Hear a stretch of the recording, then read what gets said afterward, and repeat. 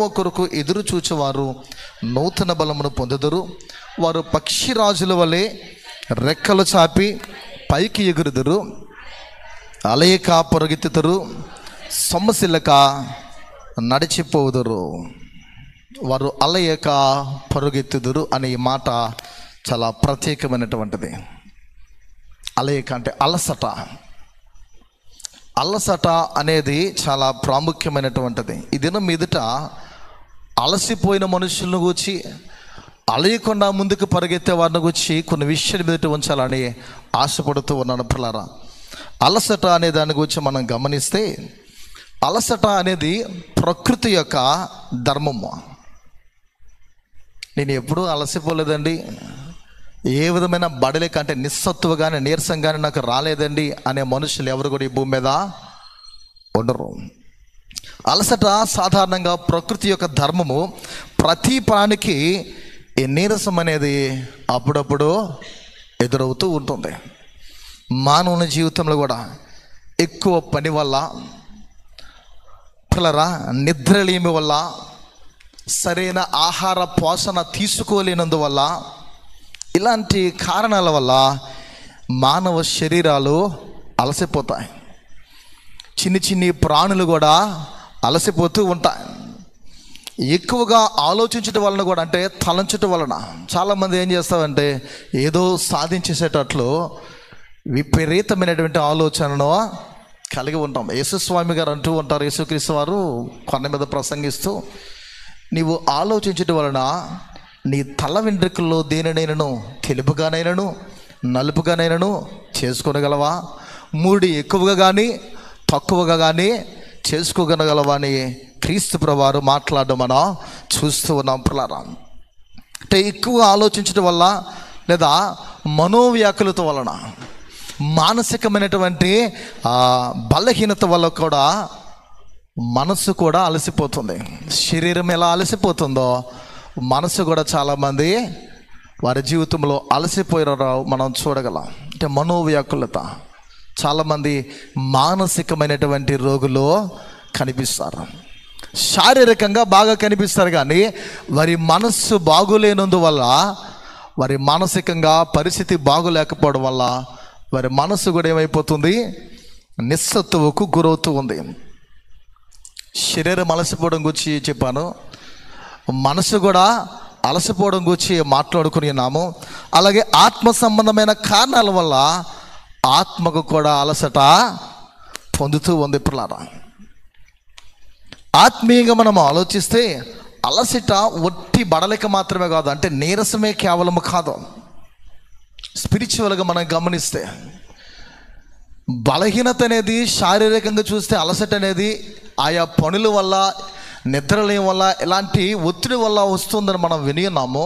కానీ ఆత్మీయంగా ఒక్కసారి మనం గమనించి చూస్తే, ఆత్మీయంగా అలసిపోయామంటే అది కేవలము ఒక బడల కంటే నిస్సత్తువతో కూడినటువంటి నీరసం అనేది కాదు. అది ఏంటనంటే ఒక విధమైనటువంటి లేమి లేదా కొరత. ఆత్మీయంగా నేను అలసిపోతున్నామంటే, ఆధ్యాత్మికంగా అలసిపోయేవారిగా మనం ఉంటున్నామంటే, నీ ఆత్మీయ జీవితంలో ఏదో ఒక వెలితి అనేది, లేమనేది, కొరత అనేది ఉంది. ఈ సత్యాన్ని మనం గమనించాలి పిల్లరా. శారీరకంగా మన ప్రభువారు అలసిపోయినటువంటి సందర్భాలు చాలా పర్యాయాలు కనిపిస్తూ ఉంటాయి సువార్తలు మనం ఆయన గురించి మనం చదవగలం. కానీ మానసికంగా కానీ ఆధ్యాత్మికంగా కానీ యేసుక్రీస్తు వారు ఆయన అలసిపోయినట్లు ఒక్కటంటే ఒక్క ఆధారము కూడా కనిపించదు. శారీరకంగా యేసుక్రీస్తు వారు కూడా అలసిపోయారు. ఎందుకంటే శరీరాలు ఎవరివైనా అలసిపోవడము కామన్. కానీ ఒక క్రైస్తవుడు స్పిరిచువల్గా తన ఆత్మ సంబంధమైనటువంటి ప్రయాణంలో, తన ఆత్మీయ జీవితంలో ఎన్నడూ అలసిపోవడానికి అవకాశం లేదు.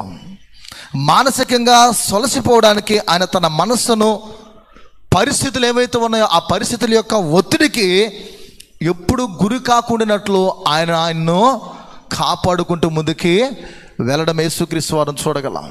చూడండి, కొన్ని పరిస్థితులు మన చుట్టూ జరుగుతూ ఉంటాయి. చుట్టూ చోటు చేసుకున్నటువంటి ప్రతికూల పరిస్థితులు బట్టి, నచ్చనటువంటి పరిస్థితులు బట్టి కొంతమంది మానసికంగాను ఆత్మీయంగా కూడా అలసి సొలసిపోతారు. మనం చదువుకున్న భాగాల్లో కనిపిస్తాయి. సొమ్మశిలుని వారికి బలమిచ్చేవాడు ఆయనని, ఆయన సొమ్మశిలుడు అలయుడు అనే మాటలు ఆ యెషయా గ్రంథంలో ప్రత్యేకంగా చూడగలం. సిలువ మీద సహితము యేసుక్రీస్తు వారు అనేక ఆత్మ అన్నది అలసిపోలేదు. సిలువ మీద కూడా భయంకరమైన శ్రమ. ఒక మానవుడు ఇంత దారుణమైనటువంటి బాధను, శ్రమను ఎవరు చవి చూడనటువంటిది యేసుక్రీస్తు వారు సిలువలో చూస్తున్నారు. అలాంటి ఘోరమైనటువంటి శ్రమను అనుభవిస్తున్న సందర్భంలో కూడా యేసుక్రీస్తు వారు ఆయన యొక్క ఆత్మ అన్నది అలసిపోలేదు. శరీరం అయితే నీరసంగా కనిపిస్తుంది, కానీ ఆత్మ మాత్రం అలసిపోలేదు పిల్లరా. అంటే ఆధ్యాత్మికమైన సిరి సంపదలు కలిగిన ప్రభువు నీవు నేను కలిగి ఉన్నటువంటి లోక రక్షకుడైన యేసుక్రీస్తు వారు. అంటే ఆత్మ సంబంధమైన సిరులు సంపదలు ఒక్క ఆయన దగ్గర మాత్రమే లభ్యమవుతాయి. ఆయన చెంత నుండి మాత్రం మనం పొందుకోగలం. భౌతికపరమైన సిరి సంపదల కొరకు మనం ప్రాకులాడితే ఆ అలసట చేత, బడలిక చేత, నిస్సతు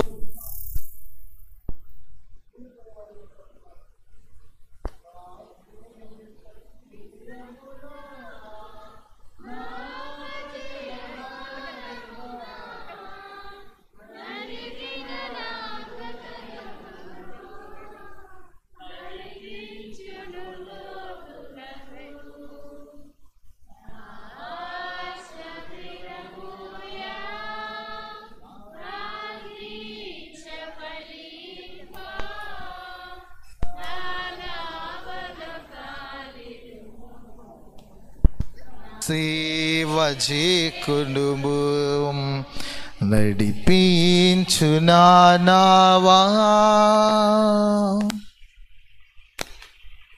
ఆధ్యాత్మికమైన సిరి సంపదలు కలిగిన వాడు ప్రభు అయిన యేసుక్రీస్తు వారు. నరులుగా మనం ఏం చేస్తూ ఉంటామంటే భూ సంబంధమైనటువంటి సిరి సంపదల కొరకు మనం ఎక్కువగా ప్రాకులాడుతాం, ప్రయాసపడతాం. బోధిస్తున్న నేను సైతము, మాలాంటి బోధకులు సైతము పిల్లరా ఇవి ఉండకూడదని అంటాం, కానీ మనుషులైన వారు ఏం చేస్తారు? లోక సంబంధమైన వాటిపైనే మమతను పెంచుకునేవారుగా ఉంటారు. అలాంటి వాటిపై మమత పెంచుకుంది కనుక వెనుక తట్టు చూడొద్దని చెప్పినా సరే వెనుక తట్టు చూచి సాల్ట్ ఫిల్లర్గా మారిపోయింది పిల్లరా శ్రీమతి లోతు భార్య మనందరికీ బాగా సుపరిచితురాలు. ఆత్మ సంబంధమైన బడలికను లేదా నీరసాన్ని సూచించే కొన్ని లక్షణాలు మీ ఎదుటి ఉంచాలని ఆశపడుతూ ఉన్నాను. ఆత్మ సంబంధమైనటువంటి లక్షణాలు బడలికలో అంటే నీరసాన్ని మనం కలుగు చేసే లక్షణాలు, వాటిని గమనించాలి. అంటే అవి ఎలా ఉంటాయంటే దేవుని వాక్యము రుచించకపోవడము, దేవుని వాక్యం అంతగా నచ్చకపోవడము, ప్రార్థనలపై యావగింపు కలుగుతుంది. అంటే ప్రార్థనలు అంటే నచ్చదు, దేవుని సహవాసంలో దేవుని సన్నిధికి వెళ్ళాలనే ఇష్టం అనేది పుట్టదు. యేసుక్రీస్తు యొక్క సిద్ధాంతాలు ఏవైతే ఉన్నాయో, ఆయన ఆర్థోడాక్స్ ఏవైతే ఉన్నాయో ఆ సిద్ధాంతాల విషయమై సందేహాలు కలిగిన వారిగా జీవిస్తాం. అంటే నీలో పలు విధాలుగా ప్రశ్నలు ఉత్పన్నమవుతూ ఉంటాయి. ఆత్మ సంబంధమైన బడలిక లేదా ఆత్మీయ నీరసంలో ఉన్నటువంటి కొన్ని లక్షణాలు పిల్లరా ఇవే. ఆధ్యాత్మికమైన అలసటను సూచించే ప్రాముఖ్యమైన విషయాల మీదట 3 చెప్పాలని ఆశపడుచున్నాను. మొదటిది మనం గమనిస్తే ఆధ్యాత్మికమైనటువంటి అలసట ఎక్కడ పుడుతుందో అని అంటే పాపమున్న చోట పుడుతుంది. మొదటిగా మనం చూస్తే పాపమున్న చోట దేవుని కోసమైనటువంటి ఆకలి దప్పులు సమసిపోతాయి. అంటే దేవుని కొరకైన ఆకలి దప్పులు చచ్చిపోతాయి. మొదటిది ఏంటది? దేవుని కొరకైనటువంటి ఆకలి దప్పులు చనిపోతాయి. ఆధ్యాత్మికమైనటువంటి అలసట ఎదురైన వానిలో మొదటగా చనిపోయేది ఏంటంటే దేవుని కొరకైన ఆకలి దప్పులు. ఎందుకు చనిపోతాయి అంటే పాపము అతనిలో ఏలుబడి చేయటం వలన, పాపము అతనిలో ఉండటం వలన, ఆ పాపం ఉన్న చోట ఈ పని చోటు చేసుకుంది. పాపం వల్ల ఇంకా ఎక్కువ పాపం కోసం అనేది దుర్దాహం ఏర్పడుతుంది. చూడండి, కొంతమందికి ఎంత కలిగి ఉన్నా ఇంకా ఏదో కావాలి, పొందుకోవాలనే ఆలోచనలో ఆ కోరికతో ఎలా ఉంటామో, పాపం ఎలాంటిదంటే అది రుచించిన కొలది ఇంకా ఇంకా ఎక్కువ దుర్దాహం అనేది కలుగుతుంది. పాపము ఒకదాన్ని చేసిన తర్వాత దాన్ని కప్పిపుచ్చడానికి పదే పదే పదే పదే చేయుటకు ప్రయత్నిస్తూ ఉంటాం. పాపం ప్రభుత్వం చేసే ఎలాంటి జీవితంలోనైనా, ఏ వ్యక్తి బ్రతుకులైనా పిల్లరా, ఒక విధమైన మత్తు స్వభావం, అంటే మత్తిల్లే స్వభావము ఏర్పడుతుంది. పిల్లరా, మనలో ఏదైనా పాపం ఉంటే, పాప సంబంధమైన హేతువు ఏదైనా మనలో ఉంటే అదేం చేస్తుందంటే మనలో ఓ విధమైనటువంటి మత్తులోకి మనల్ని తీసుకుపోతుంది. మనకు అర్థమయ్యే పరిభాషలు చెప్పాలంటే చూడండి, మెడిసిన్కి ఎడిక్ట్ అయిపోయిన వాళ్ళు, డ్రగ్స్కి ఎడిక్ట్ అయిపోయిన వాళ్ళు, ఇలా కొంతమంది వ్యక్తులు చూస్తాం. అలాగే డ్రింకింగ్ అనే హ్యాబిట్కి వెళ్ళిన వారు, ధూమపానం మద్యపానము కలిగిన వారు ఏం చేస్తారంటే వాటికి ఎడిక్ట్ అయిపోతారు. అవి తీసుకుంటేనే కానీ వారికి అంత ప్రశాంతంగా ఉన్నట్లు అనిపించదు, అంటే వారికి ఇబ్బందికరంగానే ఫీల్ అవుతూ ఉంటారు. అది తీసుకుంటే వారి జీవితం ఎలా ఉంటుంది అక్కడ అని మనం ఆలోచిస్తే అదో ఆనందము. తనకు మాత్రమే అది ఆనందం, ఇతరులకి కాదు. అదో విధమైనటువంటి మత్తు. పాపం ప్రభుత్వం చేసే ఏ జీవితంలోనైనా ఇలాంటి మత్తిల్లే స్వభావము ఏర్పడుతుంది. ఫర్ ఎగ్జాంపుల్, న్యాయాధిపతి అయినటువంటి సంసోను బలాఢ్యుడు, అద్భుతమైనటువంటి ప్రణాళికతో ఈ భూమి మీదకి వచ్చినటువంటి వాడు, నాజీరు చేయబడినటువంటి వాడు, ప్రత్యేకంగా దేవుని ఏర్పాటులో ఎన్నికలో ఈ భూమి మీదకి వచ్చిన వాడు. పిల్లారా, పాపములో పడి ఉన్న సంసోనుకు నిద్ర ఇట్టే వచ్చేసింది. 16వ అధ్యాయము 19-20 వచనాలు చూస్తే న్యాయాధిపతుల గ్రంథములో ఈ రీతిగా వ్రాయబడి ఉన్నది. ఒకరు చదవన్నా ఎవరైనా. తొడ మీద నిద్రపుచ్చి ఒక మనుష్యుని పిలిపించి వాని చేత చదవన్న చేయించి అతన్ని బాధించుటకు మొదలుపెట్టాను. అప్పుడు అతనిలో నుండి బలము తొలగిపోయాను. పిల్లరా, ఇక్కడ మనం గమనిద్దాం. ఈ 19-20 వచనాల్లో చూస్తే ఆమె సంసోను ఫిలిస్తీనీ మీద పడుచున్నారనగా అతడు నిద్ర మేలుకుని ఎప్పటి ఎట్లో నేను బయలుదేరి విడజిమ్ముకుందని అనుకున్నాను, అయితే యెహోవా తన ఎడబాసనని అతనికి తెలియలేదు. పిల్లరా, దిలీలా అనే ఈ స్త్రీ వ్యామోహములో పడినటువంటి సంసోనుకి ఇట్టే ఆమె తొడ మీద నిద్ర వచ్చేసింది. కారణం, అతడు పాపేచ్ఛతో కూడినటువంటి బ్రతుకుని అక్కడ కలిగి ఉన్నాడు. పాపానికి వశమైపోయాడు, అంటే సాతాను యొక్క ఉచ్చులో, సాతాను యొక్క బందీలో బంధింపబడిన వాడిగా కనిపిస్తూ ఉన్నాడు. అందుకే సంసోనుకి ఇట్టే నిద్ర వచ్చేసింది. పిల్లరా, ఎవరు అలసిపోతారంటే, ఎవరికి దేవుని కొరమైన ఆకలి దప్పులు చనిపోతాయి, సమసిపోతాయి అంటే పాపములో ఉన్న వారికి దేవుని కొరకైన ఆకలి, దేవుని కొరకైన దాహం అనేది రాదు. ఇది ఆత్మ సంబంధమైన అలసటే కాదు కేవలం. పిల్లరా, ఇది పాపములో పుట్టినటువంటి మత్తు. ఇది ఎంతకాలం కూడా నరునరు నుండి పోదు. తన స్వతహాగా ఎప్పుడైతే తన యొక్క అవిధేయతను, తన యొక్క పాపాన్ని గుర్తిస్తాడో అప్పుడు మాత్రమే దేవుని చెంతకో రాగలుగుతాడు. అప్పుడు మాత్రమే ఆ ఉచ్చులో నుండి, ఆ సంఖ్యల నుండి, ఆ శృంఖల నుండి బయటకు రాగలుగుతూ ఉంటాడు. పిల్లరా, ఇదే కోవకు చెందిన వారు ఓ దంపతులు కనిపిస్తూ ఉంటారు. మనకు నూతన నిబంధనలు చూస్తే అపోస్తుల కార్యాల్లో దేవుని యొక్క ధనాన్ని అపహరించుటకు చేతులు చాచినటువంటి అననీయ సప్పీరాలకు 5వ అధ్యాయము అపోస్తుల కార్యము 1-6 వచనాల్లో వీరిని గురించి వ్రాయబడతాయి. దేవుని యొక్క ధనాన్ని అపహరించడానికి ముందు ఇరువురు కూడా ఒక మాటకు అనుకొని నిర్ధారణకు వచ్చి దేవునికి మన యొక్క పొలాన్ని అమ్మి ద్రవ్యాన్నంత ధనాన్నంత ఏం చేద్దాం, ఇచ్చేద్దామని తీర్మానించుకున్నారు. చాలా గుత్తైనటువంటి దంపతులు, ఎవరికి ఏది కూడా బయటికి చెప్పనటువంటి వారు, భర్త చెంత భార్య చెంత మాత్రమే వారు అనుకున్న ఉండాలి తప్ప వేరొకరికి తెలియకూడదు. అంత గుట్టుగా ఉన్నటువంటి దంపతులు పిల్లల వీళ్ళు. ఇరువురు అనుకున్నారు ఇద్దామని, ధనాన్ని చూసరికి వారి యొక్క ఆలోచనలు తారుమారైపోయాయి. అపహరించడానికి ప్రయత్నించాడు పిల్లరా, చేతులు చాచారు అననీయ సప్ఫీరాలు.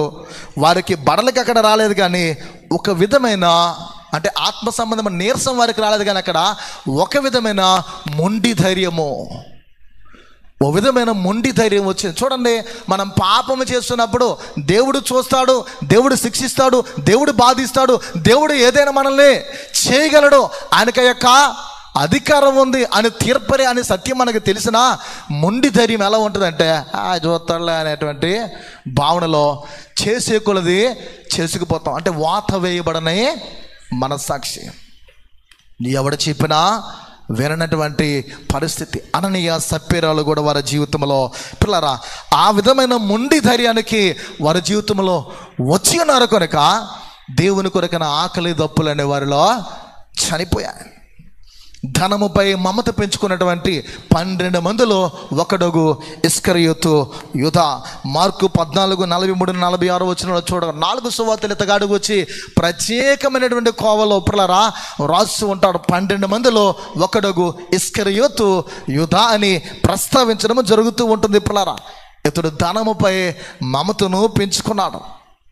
ఆ రాత్రి కునుకుపాట్లే రాలేదు. యేసుక్రీస్తును అప్పగించే బాధ్యతను ఎప్పుడైతే తీసుకొని ఉన్నాడో, ఆ వెండి నాణ్యములపై ఎప్పుడైతే ఆశ కలిగి ఉన్నాడో, ఆ రాత్రి కాల వేళలో నిద్రపోవలసిన మనుష్యుడు ఏమైపోయాడు, తనకి కునుకుపాట్లో రావట్లేదు.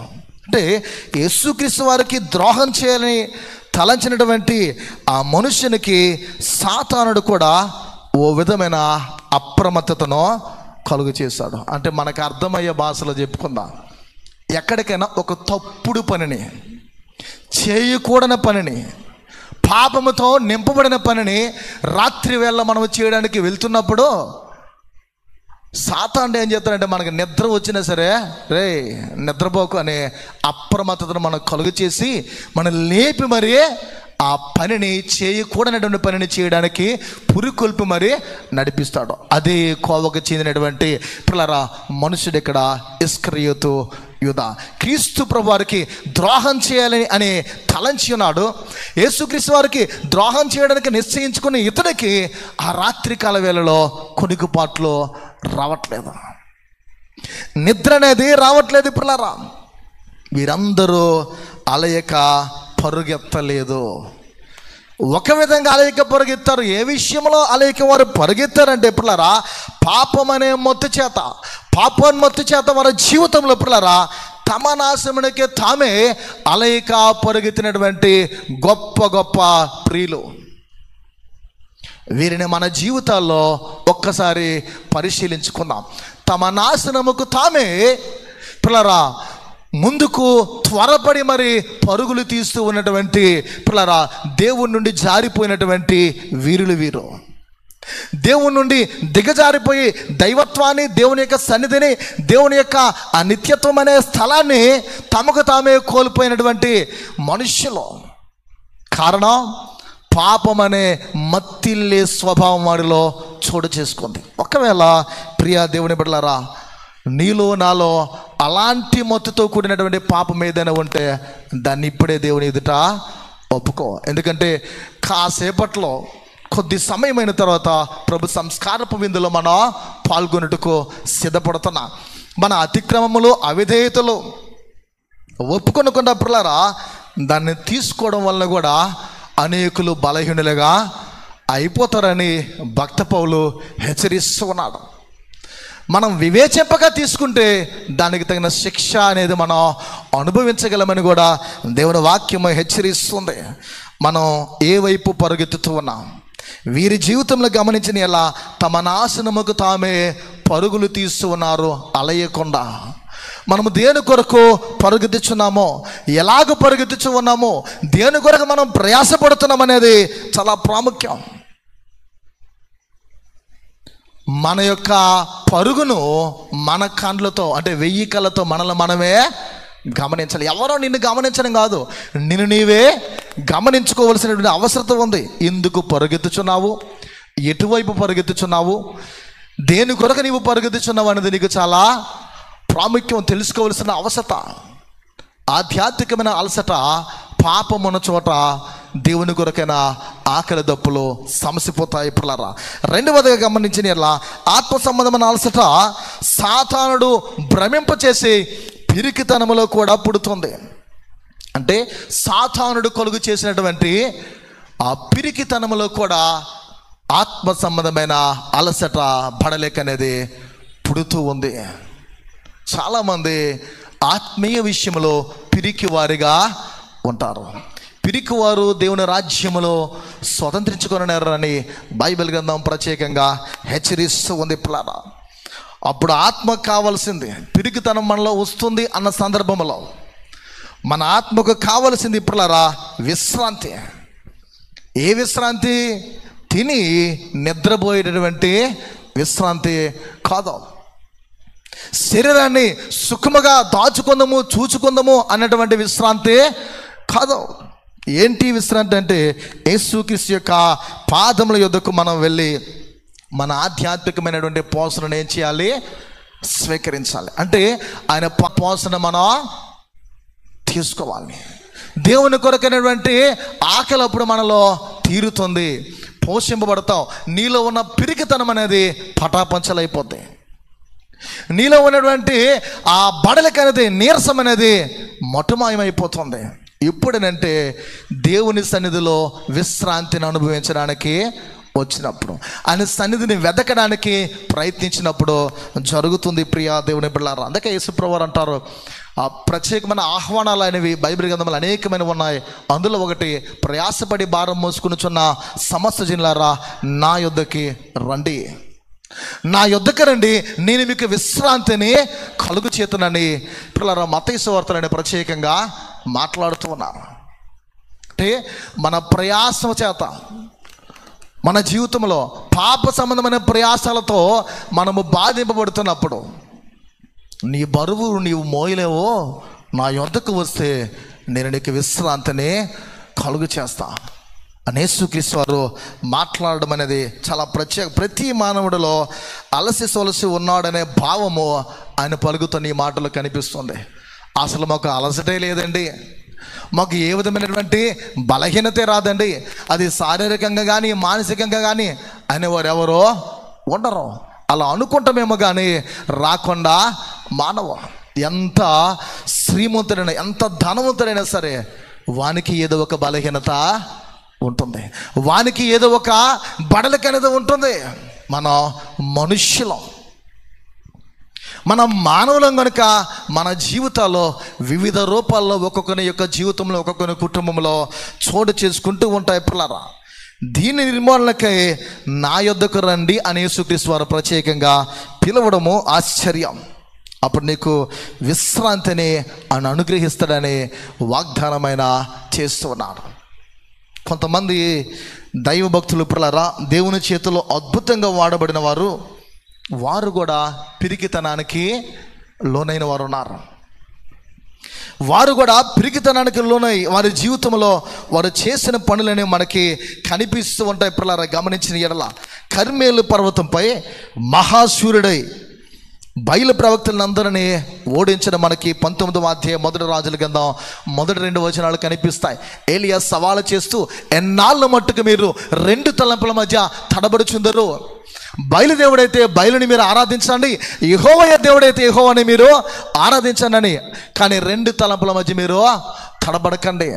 ద్విమనస్కులై 2 ఆలోచనలతో 2 మనసులతో మీ బ్రతుకులు ఉండకూడదని వారిని హెచ్చరిస్తూ సవాలు చేస్తూ ఆ సంక్షోభ దినమందు యెహోవాయే దేవుడని ధృవీకరించినట్లు గొప్ప అద్భుతాన్ని కర్మేలు పర్వతంపై చేయడం మనం చూడగలము పిల్లరా.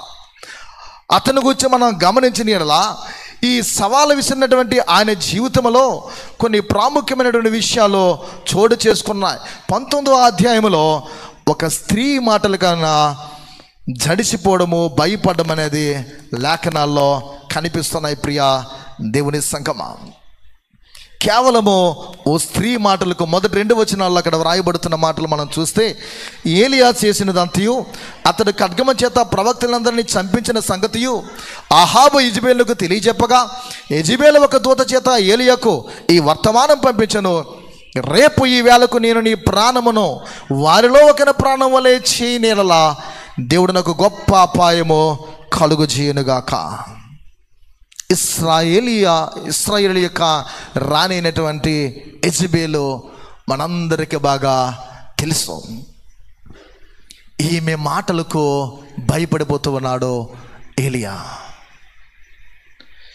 ఎవరికి భయపడినటువంటి ఏలియా ఆ దుప్పటిని ఇలా చరిస్తే రాజులు సైతము భయపడిపోయేవాళ్ళు. అలాంటి ఏలియా బయలు ప్రవక్తలందరూ హతమార్చి ఒక్కడే కర్మేలు పర్వతంపై అద్భుతాన్ని చేసిన తర్వాత ఈ స్త్రీ మాటలకు జడిసిపోయి భయపడిపోయి పిల్లరా పిరికివాడై తన కాళ్ళకు పని చెప్పి వెనుకకు వెళ్ళడం కనిపిస్తుంది. ఒక స్త్రీ మాటలు విని చంపేస్తుందని భయపడి వెనుకకు పరుగులు తీస్తున్నటువంటి ఏలియా వెంటనే కాలికి బుద్ధి చెప్పాడు.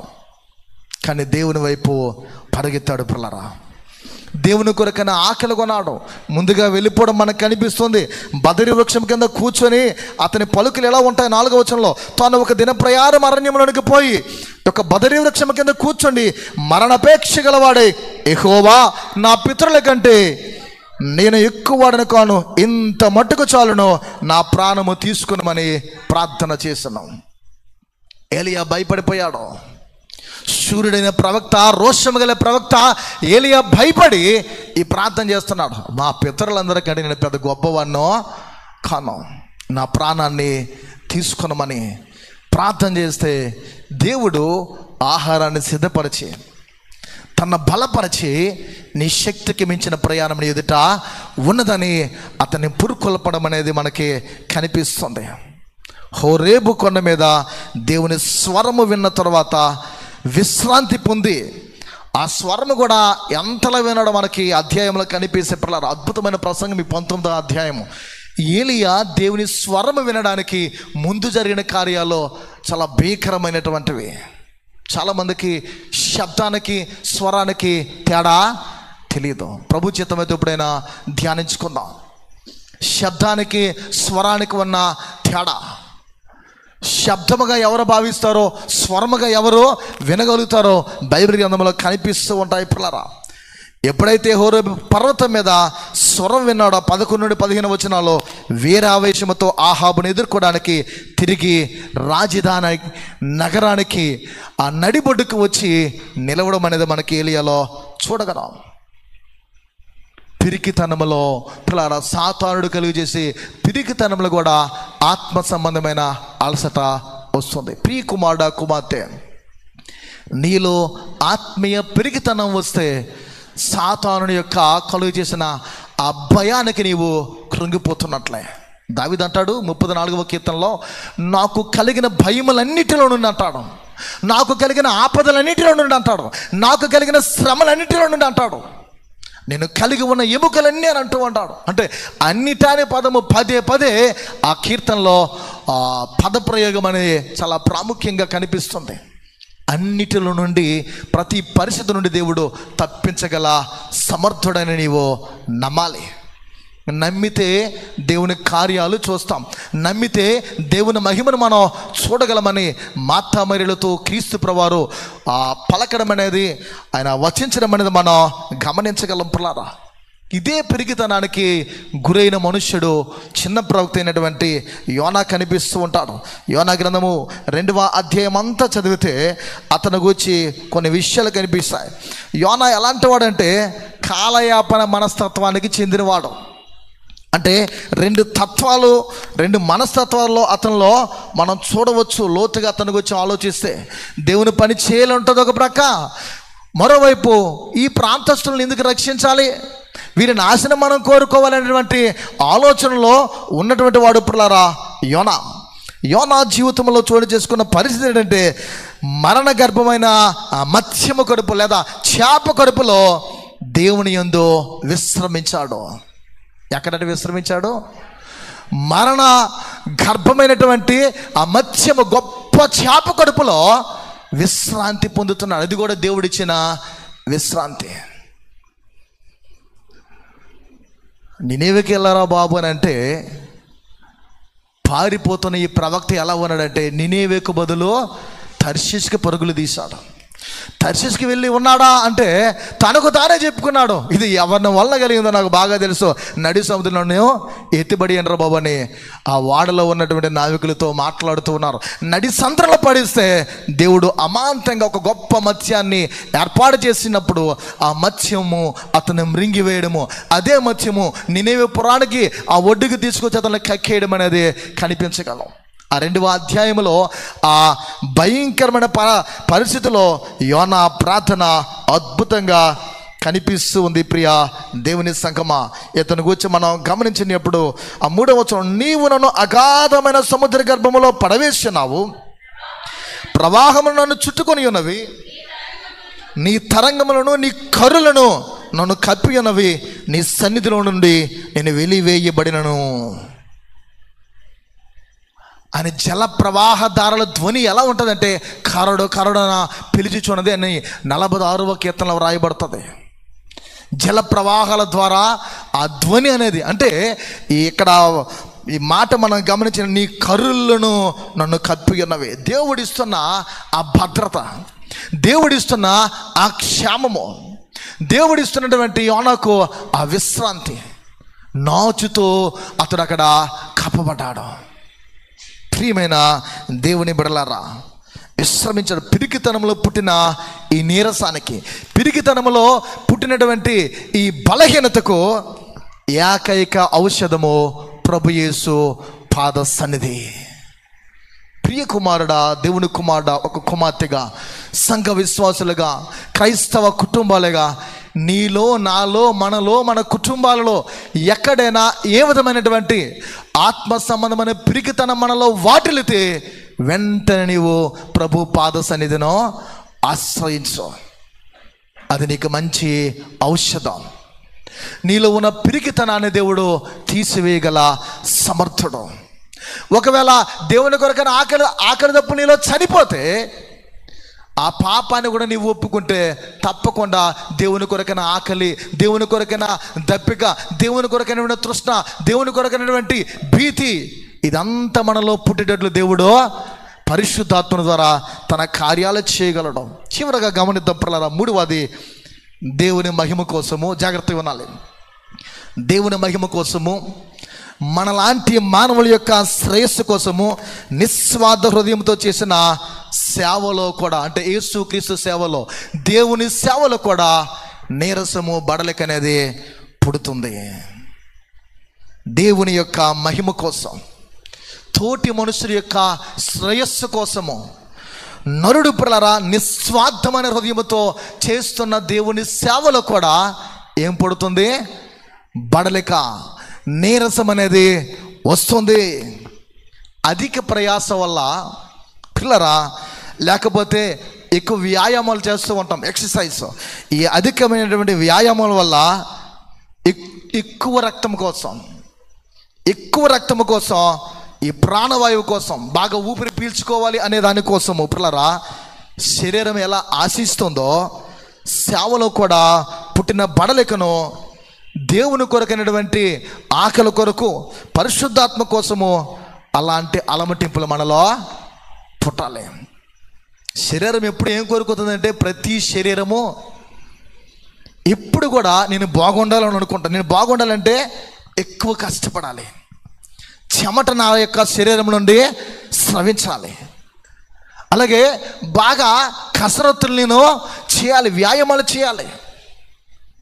నాలో రక్తము బాగా ఉండాలి, పుష్టిగా ఉండాలి, మంచి ఆహారాన్ని నేను తీసుకోవాలి, గాలి బాగా పీల్చుకోవాలి అని శరీరం ఆశిస్తాం. చూడండి, గాలి బాగా పీల్చుకోకపోతే ఏం చేస్తాం? డబ్బులు ఇచ్చి, మరి మన కరోనా వచ్చినప్పుడు ఏం చేశారు? డబ్బులు ఇచ్చి లక్షలు పెట్టి మరి ఆక్సిజన్ ఏం చేసాం? కొనుక్కున్నాం. ఉచితంగా పీల్చుకుంటున్న ఈ గాలిని ఏం చేస్తాం? డబ్బులు ఇచ్చి కొనుక్కోతాం. ఎప్పుడు? దేవునికి దూరంగా ఉంటే, దేవుని విస్మరిస్తే, దేవుణ్ణి తోలనాడితే, దేవునికి వ్యతిరేకమైనటువంటి మనకు నచ్చిన బట్టలు మనం వెళ్తే తప్పకుండా అన్ని కొనుక్కునే పరిస్థితిలో ఇవి నిత్య అవసరాలు. నిత్యము నరుడికి దేవుడు పిల్లల అత్యవసరముగా దేవుడు ఇస్తున్నటువంటి ఉచితమైనటువంటివి ఇవి మనం కొనుక్కోం. ఒకప్పుడు నీళ్లు కూడా నరుడు కొనుక్కునేవాడు కాదు, ఇప్పుడు నీళ్లు కూడా కొనుక్కునే పరిస్థితి. మెట్రో సిటీలు అంట దారుణంగా 75 రూపాయలు పిల్లరా పెట్టి క్యాన్లు అనేవి కొనుక్కుంటారు. కొంతమంది క్రీడాకారులు వాళ్ళు వాడుతున్నటువంటి వాటరు చాలా ఖరీదు. మనుష్యులు నీళ్లు కూడా కొనుక్కునే పరిస్థితిలోకి వచ్చేసారు. నా చిన్నతనంలో నీళ్లు కొనుక్కోవటానంటే అది ఒక హాస్యాస్పదంగా ఉండేది. ఇప్పుడు అవే ఎక్కువైపోయాయి. ప్రియమైన దేవుని సంగమా, గమనిద్దాం. శరీరము ఆశించినట్లే సేవలో పుట్టిన బడలికలను లేదా ఆలోచనలను, కోరికలను పిల్లరా పరిశుద్ధాత్మ కొరకు ఎప్పుడైతే ఉంటాయో తన కార్యాలయాన్ని చేయడం మనలో మొదలు పెడతాడు. పగలంతయు విరామము లేనటువంటి సేవను యేసుక్రీస్తు వారు చేసేవారు. మనం 2వ భాగముగా మత్తయి సువార్త చదువుకున్నాం. పిల్లరా పగలంతా కూడా ఆయన విరామము లేనటువంటి సేవను యేసుక్రీస్తు వారు చేసి, ఆయన చేసిన తర్వాత ఆ నీరసాన్ని, బడలికను, సేవలు పొందేటువంటి బడలిక ఏదైతే ఉందో ఉదయం అంతా తిరిగి సాయంకాలం వరకు, ఆ సాయంకాలం తిరిగిన తర్వాత ఆ నీరసం ఏదైతే శారీరకంగా వచ్చిందో అదేం చేసేవారండి, తిరిగి ఆ నీరసము పోవడానికి రాత్రంతా ఆయన కొండల మీద ఏకాంతంగా తండ్రితో గడిపేవారు. తండ్రితో ఏకాంతంగా గడిపి సహవసించడం వల్ల మరుసటి దిన సేవ కొరకైనా పిల్లరా అప్పుడే కనువిప్పినటువంటి పుష్పాలు చూడండి, మొగ్గలు విప్పారితే ఎలా ఉంటాయి, పుష్పాలు వికసిస్తాయి కదా, అలా వికసించినట్లు యేసుక్రీస్తు వారు తన తేజస్సుతో, దేవుడిచ్చిన తేజస్సుతో తన తండ్రి చిత్తాన్ని నెరవేర్చడానికి అద్భుతమైన పరిచర్యనైన బలాన్ని పొందుకొని చేసేవారు. ప్రభువారికి కూడా శరీర సంబంధమైన అలసట వచ్చేది, కానీ ఆయన తండ్రితో ఏకాంతంగా సమయాన్ని గడపడం వలన ఆ బడలికగా ఉండేది కాదు.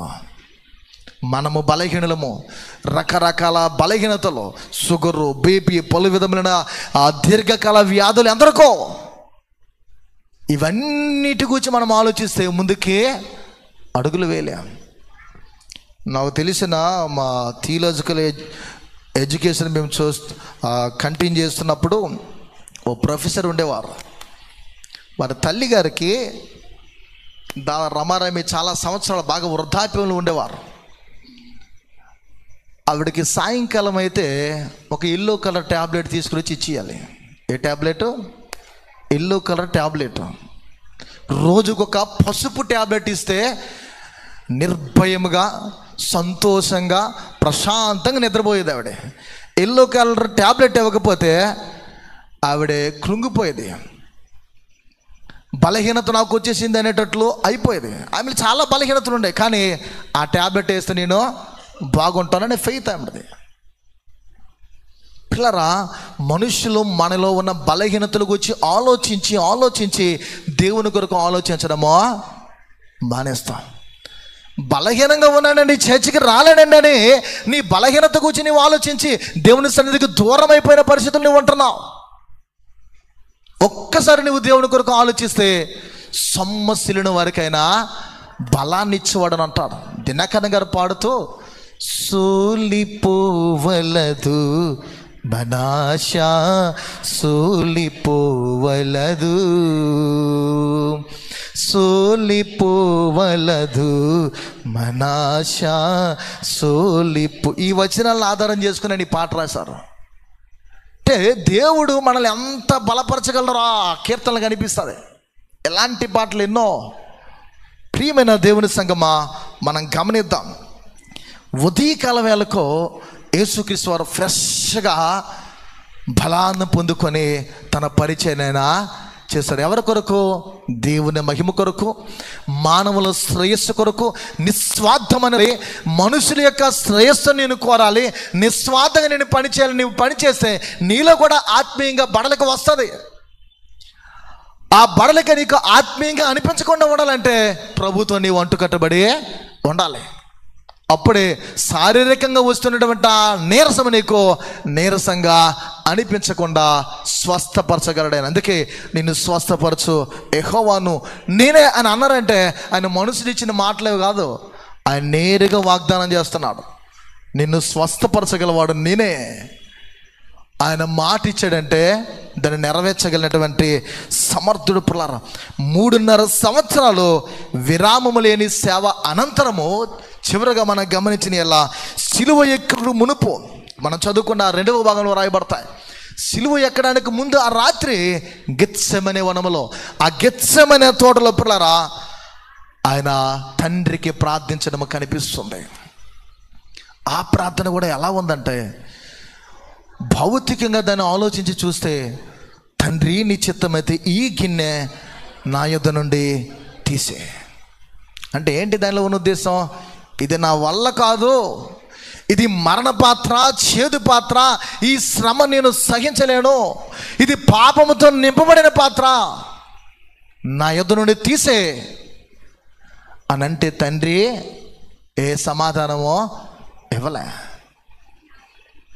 దూతలు వచ్చి ఆయన బలపరిచిన తర్వాత నీ చిత్తమే సిద్ధించునుగాక, నా ఇష్టం కాదు నీ చిత్తమే జరగాలి అనడం అనేది మనం చూడగలం. పిల్లరా, సిలువ యజ్ఞానికి ఆయన వెళ్తూ ఉన్న సమయంలో రాత్రికాలపు వేళ ప్రార్థనల తోటలో తండ్రి పాదాల చెంత యేసుక్రీస్తు వారు ఒరిగి ఉండడం అనేది కనిపిస్తుంది.